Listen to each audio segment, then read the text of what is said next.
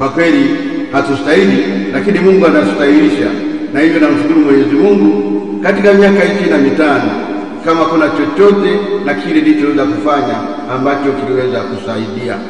Na naomba radhi kama alisema mhubiri na msamaha pale popote pale ambao nimekosea au nimewaudhi watu. Pili, baada ya Mungu katika wakati huu napenda kushukuru wewe Mwadhama Polycarp Kardinali Penga ninapoadhimisha miaka yangu 25 ya uaskofu, kwa sababu ni wewe uliyependekeza jina langu, ni wewe kushirikiana na maaskofu wengine uliyeniwekea mikono. Nimefanya pamoja nawe na chini yako kwa miaka 10, hivyo kanifunza kuwa askofu pamoja nawe. Ni wewe umenifundisha kuwa askofu, kutoa ufadhilisho, kipaimara na mambo mengine mengi. Hata kabla ya hapo, kwa zaidi ya miaka 9 nikiwa katibu mkuu wa baraza la maaskofu, ukiwa askofu mkuu wa Dar es Salaam, niwe ulikuwa mwangalizi wa karibu wa baraza hilo. Hivyo nashukuru sana na ni heshima kubwa sana kwamba mweza kuwa pamoja nasi leo. Asante sana bwana Mwadhama. Nakumbuka nilipokuandikia barua ya kukomba ya kukwambia, ukasema iweje nafanya ninavyoweza niwepo, na umekuwepo. Na umekuwa nasi kwa siku 4, sio umekuja jana. Kwa siku 4 tuko pamoja nawe, na nina furaha kubwa sana kwamba katika miaka yangu sio tu 25, katika miaka yangu 35 tangu niwe katibu mkuu, nimeshirikiana kwa karibu sana na serikali, nikitumikia katika hata kamati zenu mbalimbali, nikitumikia katika vitengo mbalimbali, na nimekuwa na bahati ya kuwajua maaskofu wote wa Tanzania. Askofu Nyerere nilimjua ameshastaafu, lakini marais wengine, marais wa Tanzania, marais wengine walao nimeweza kushirikiana nao wakiwa madarakani, hata wengine nikathubutu kuwaita rafiki. Na Mama Samia bahati nzuri nilimjua miaka ya 90 tukiwa sote bado wanaharakati, tunakimbizana, mimi nikiwa padre pale, naye akiwa mwanaharakati, lakini anaingia siasa kidogo. Hivyo nikamjua, na hivyo imekuwa rahisi hata alipokuwa rais kuwa karibu naye na kumshukuru na kumpenda na kufanya kazi pamoja naye. Ninawashukuru sana Mhashamu Baba Askofu Nestori Kimani.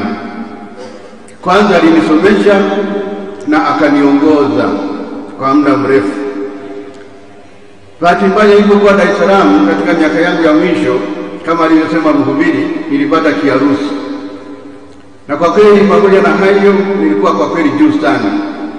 Nilikuwa nimedondoka. Alikuja, nakumbuka alikuja nifuata kule Masaki, akalala nyumbani kwangu, na akaja na ngoja pole akasema, baba, kwa nini kijana wangu tusirudi Bukoba? Nasema mimi niko tayari kurudi Bukoba. Na kwa kweli ndio karudi Bukoba, na akanipa mapokezi upendo mkubwa sana. Na ndio sababu baada ya kiharusi kile, leo mnaniona bado miaka kadhaa baadaye bado naweza kupiga na kwenda mbele. Hilo siwezi kumsahau huyu Baba Askofu Nestori Kimani pamoja na maaskofu wengine, lakini hata kwa namna ya pekee ningependa huyo kumuongelea. Napenda kushukuru sana Baba Askofu Jovitus Francis Mwijage. Sasa ni mwaka mmoja, tunakushukuru sana kwa kutulea sisi maaskofu wastaafu. Tunajua tuko wawili maaskofu wastaafu, nadhani ndio jimbo pekee lenye maaskofu wawili wastaafu. Kwa kutulea vizuri sisi maaskofu wastaafu, tunajisikia vizuri sana. Juzi tulikwenda kufungua nyumba ya Askofu Desiderius Roma kule Rubya, ambayo tulikuwa tunahangaika nayo, naye akaja kaimalizia vizuri sana. Sasa ataweza kukaa vizuri, na sasa anafanya mazoezi ya kupanda orofa ili aweze kuishi katika orofa pale Rubya. Mimi sikutegemea kuadhimisha jubilei hii ya miaka 25 baada ya kustaafu. Niliadhimisha miaka 50 vizuri sana, na hii 50 ndio itapita tu. Lakini Baba Mwijage akasema hapana, lazima tuadhimishe jubilei hii. Na nashukuru sana, imekuwa jubilei nzuri na kubwa na nzuri sana. Hongera sana baba. Napenda kushukuru sana Mhashamu Balozi wa Baba Mtakatifu, Baba Askofu Mkuu Angelo Akatino, kwa kuwa pamoja nasi. Ni heshima kubwa sana umetupa. Tena ukaongea kwa Kiswahili kizuri sana. Hongera sana. Wakati tukisherehekea tukio hili, tunamshukuru Mungu kwa kukutunukia vipaji, ujuzi na hekima nyingi. Na kwa neema ya Mungu na msaada wa Roho Mtakatifu, umeweza tutekeleza huduma yako kadri ulivyoweza katika majimbo Katoliki mbalimbali ya Tanzania. Umewalisha watu wa Mungu kwa maarifa na imani, na hadi sasa huku ukifurahia kustaafu kwako kunakostahili, bado unajishughulisha moja kwa moja na shughuli za uchungaji na kwa kupitia vyombo vya habari. Hongera sana. Mhashamu Askofu, kanisa linathamini huduma ya kichungaji ambayo umetoa kwa njia nyingi. Unafanya kazi kama mshenga katika ya Mungu na wanadamu, ukisindikiza roho nyingi kuelekea huruma na neema ya Mungu, huku ukitimiza wajibu wako.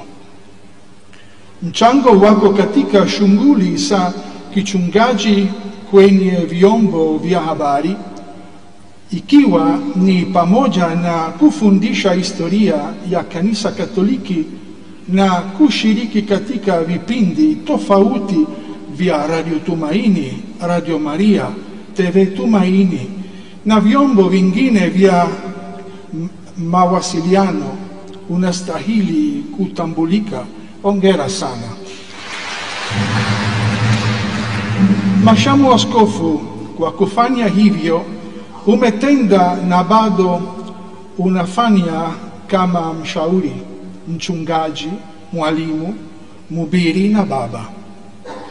Unawaonyesha watu wa Mungu uso wa Kristo, mchungaji mwema ambaye yuko tayari daima kuwaongoza kondoo wake kwenye malisho mema, kuwatafuta waliopotea, kuandamana na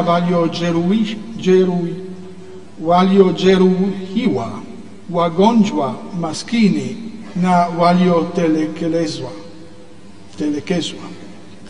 Kipindi hiki unapoadhimisha jubilei hii kinakupa fursa ya kutafakari juu ya safari ya maisha yako kama padri, na kwa namna ya pekee kama askofu msaidizi, ukimwomba Mwenyezi Mungu neema ya kusonga mbele kwa ujasiri na nguvu mpya kwa uwezo wa Roho Mtakatifu.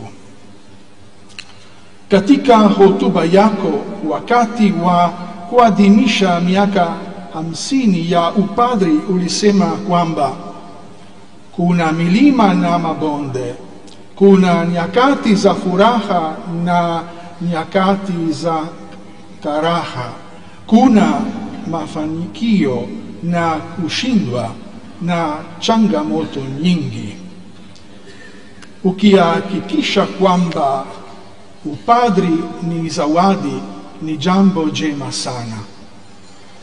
Hii inathibitisha furaha yako katika wito uliopewa na Mungu na utajari wa kukubali majukumu yanayokuja na chaguo hilo.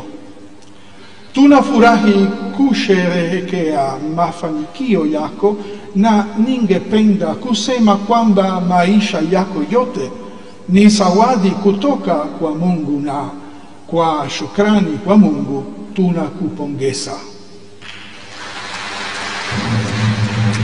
Ninafurahi daima kuona ushirikiano mzuri uliopo katika ya Kanisa Katoliki la Tanzania na serikali katika ngazi zote. Hili linadhihirishwa na uwepo wa viongozi wa serikali takriban takita sherehe sote. Leo Mheshimiwa Waziri Mkuu Kassim Majaliwa amealikwa kama mgeni wa heshima. Karibu sana.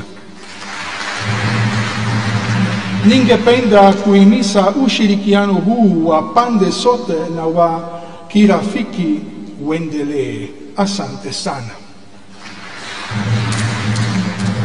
Ndugu waamini wa jimbo la Bukoba, mmefanya ishara nzuri ya kusherehekea pamoja na aliyekuwa askofu msaidizi wenu siku hii ya leo kwa wingi sana. Na waalika muendelee kumsaidia katika kutekeleza majukumu yake ya kichungaji. Asanteni sana. Zawadi ya Baba Askofu Method Kilaini, askofu msaidizi mstaafu wa jimbo la Bukoba. Tunamshukuru Mungu kwa utume wake ambao ni mpana na mzuri sana. Asanteni sana Baba kwa utume wako. Ilikuwa nimeandika historia ndefu na mambo aliyofanya, lakini kwa sasa hivi yameisharudiwa na naona muda unakwenda. Kwa hiyo yameishazungumziwa, kwa hiyo naona ni vizuri kwa kuwa tuna vitabu na kwa kuwa yameishaongelewa hasa na mhubiri wetu, naona nisiyataje zaidi, ila tunakushukuru Baba kwa utume wako huo ambao umetukuka katika sehemu mbalimbali ambapo umetumikia. Napenda kutoa zawadi yetu ya jimbo kwa Mashamu Baba Askofu Method Kilaini, askofu mstaafu wa jimbo letu na msimamizi wa kitume mstaafu. Jimbo letu waamini wamechangia zawadi ya milioni 50. Baba, tunaomba upokee.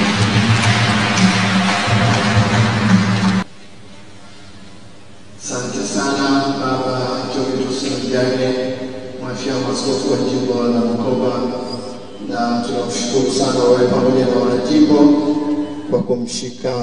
Jubilei ya miaka 25 ya Askofu Method Kilaini ina maana kubwa katika muktadha wa huduma yake kwa kanisa na jamii kwa ujumla.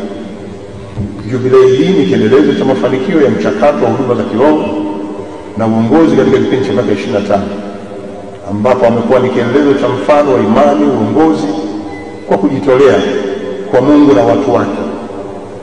Tukio hili linatuwezesha kutathmini na kusherehekea safari yake ya kiroho, na pia ni fursa kumshukuru Mungu kwa kumwezesha kutumikia kwa uaminifu na mabadiliko aliyoleta katika kanisa na jamii.